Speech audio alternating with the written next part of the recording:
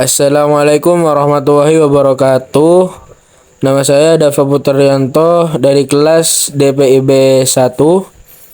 Saya akan mempresentasikan tentang Kerajaan Banten. Banten berdiri sebagai manifestasi dari penyebaran Islam dan kemenangan pasukan Demak mengusir Portugis dari Sunda Kelapa.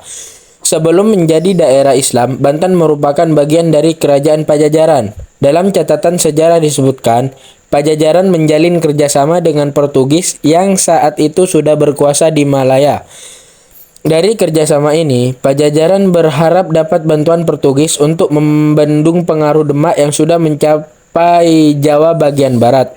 Namun, usaha Pajajaran tersebut gagal. Portugis yang sudah berada di Sunda Kelapa berhasil diusir tentara gabungan Demak dan Cirebon yang dipimpin Fatahillah. Di pelabuhan Banten juga demikian, belum sempat Portugis bercokol di pelabuhan itu, Sunan Gunung Jati keburu menguasainya dari Pajajaran. Keberhasilan Sunan Gunung Jati merebut Banten tercatat pada periode tahun 1525 sampai 1526.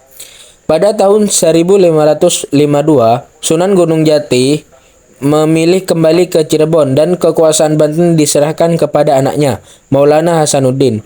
Maulana Hasanuddin lantas dinobatkan sebagai Raja pertama Kesultanan Banten dan mengembangkan pelabuhan Banten menjadi pusat perdagangan internasional. Lambat laun, Banten menjelma menjadi pusat perdagangan besar yang melibatkan pedagang-pedagang dari mancanegara. Komoditas utama Kesultanan Banten adalah lada, yang menjadi primadona dalam perdagangan pada zaman itu. Kesultanan Banten sendiri mencapai puncak kejayaannya saat diperintah oleh Sultan Ageng Tritayasa 1651 sampai 1683. Sultan Ageng mengembangkan wilayah Kesultanan Banten hingga hampir separuh Jawa Barat, Selat Sunda hingga Lampung. Pelabuhan Banten sangat diminati pedagang pada saat itu. Pasalnya, Kesultanan Banten tidak menerapkan monopoli, sehingga perdagangan bisa berlangsung secara terbuka. Selain perdagangan, Banten juga menjadi daerah yang inklusif bagi semua golongan.